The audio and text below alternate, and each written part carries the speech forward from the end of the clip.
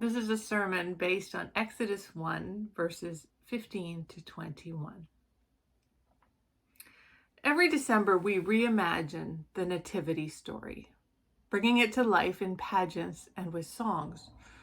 There is a set cast of characters. There's Mary, Joseph, baby, donkey, angels, shepherds, livestock. Sometimes the Magi are included somewhat prematurely in the scene. There is one character, however, that is never included, never mentioned. In fact, we're not even sure that she existed. But surely, in a little town like Bethlehem, there would have been a midwife. When Mary's labor began, it's easy to think that Joseph would have sought help. And who would he have been looking for except the women in the village, the ones who knew about birthing, the ones who would know how to bring comfort into the piercing pains and darkest night? We'll never know if she was there or not, but if she was, she witnessed the beginning of something new, unforeseen, incredible. She witnessed the incarnation of God, the God with us of Jesus Christ. Midwives always bear witness to new life. They do other things, like tend the needs and comfort of the birthing person. They look for signs of trouble and they know when to call for help. They educate and resource young families about how to feed and care for their new child. Midwives participate in the work of bringing life, but they don't do the work. It is the birthing person who does the work of laboring. The midwife is a skilled presence who calms and minimizes the discomforts and the dangers. Childbirth, after all, is dangerous in any era, and in every era, women have been accompanied by midwives. Shiphrah and Puah are midwives, working under the shadow of Israel's oppression in Egypt. They would have done the same things that midwives have always done, using traditions and the technologies of the day to tend new life as it emerges. They did this in an intolerable environment, made impossible by a vicious king who was threatened by the rapid growth of the Hebrew population. To reduce the threat, he commands that all baby boys be killed. Front and center are the midwives. They are the ones who attend the births. They are the ones who know who has a girl and who has a boy. They are the ones tasked with deciding and acting. And these midwives find themselves in a horrible position. But they are not without choices. They are women who fear God. This does not mean that they're women who are afraid of God. Rather, they are women who have a healthy and obedient relationship with the covenant God. These are women of faith, and they must weigh their allegiances and limitations. Will they be faithful to the God of Israel or to Pharaoh? And do they have any choice? These women, true to their calling and true to their faith, refuse to take part in genocide. They resist the orders they have been given to throw the baby boys in the Nile. They are canny and smart, telling the king that the Hebrew women are so quick in labor that the midwives can't get there in time. So little lives are allowed to continue.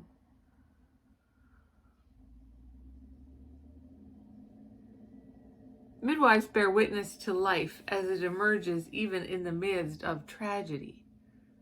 They are necessary for the safety and well-being of parents and child. Not all birth stories are happy stories.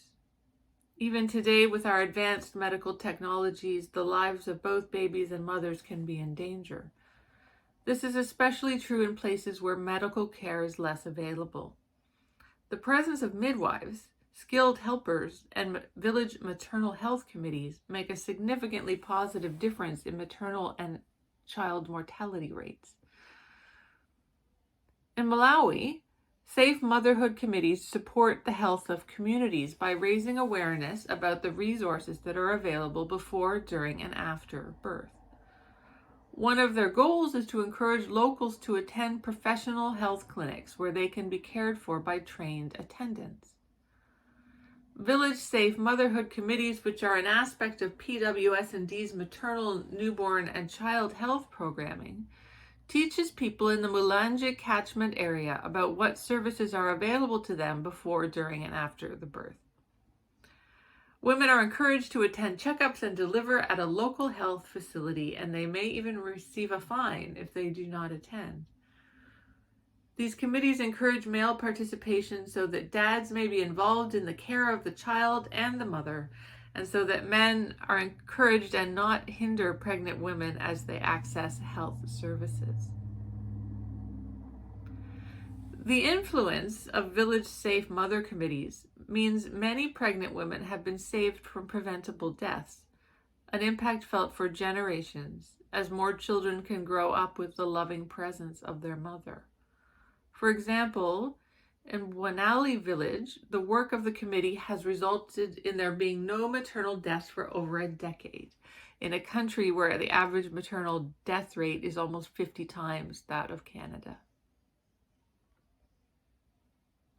Reflecting on the difference they are making, this group of dedicated advocates shares that without their involvement, there would be a lot of home deliveries and possible maternal deaths, and women and children would not be receiving essential health services like vaccinations and antenatal care.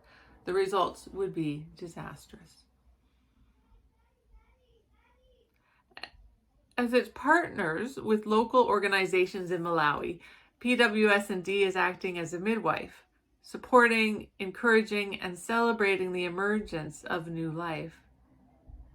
Through its partner agencies, PWS&D bears witness to the ways that God is moving in the world to bring about change, growth, and resurrection. Like the midwives in the Exodus story, we are called to be faithful to a covenant God. For us, it is the God of the universe made known in Jesus Christ, to whom we are obedient. And we renounce the powers of evil and oppression in the world, and like those midwives, we choose to participate for good rather than ill. We choose those things that are compassionate, sustainable, and just. And like midwives, we tend and protect those delicate spaces where good news is just beginning to flourish. Remember that the midwife does not produce new life. In the realm of creation, it is the Spirit of the living God who creates new life. We are invited to do our small part in tending new life wherever it springs up, in faithfulness to a God who is always faithful. In partnership with communities around the world, we gather and listen for the groaning of creation. Something is happening here. Life emerges from the grave. New life springs up all around us. Thanks be to God for what God is doing through PWS&D and its partners. Thanks be to God for opportunities to bear witness to new life, to tend it and nurture it, to silently and reverently give thanks for this precious life, which is a gift beyond measure, to loudly proclaim the miracle that life continues, even amid the fear and the loneliness, to sit and wait gently with those who are struggling for hope or freedom or safety, to watch with eyes wide open as the morning dawns and earth opens its mouth and cries out the birth of a new day. So be still and listen to the groaning of creation. Listen to the voice of the Spirit calming and urging. Listen for the cries of new life as God revives the earth. To God be all the glory. Amen.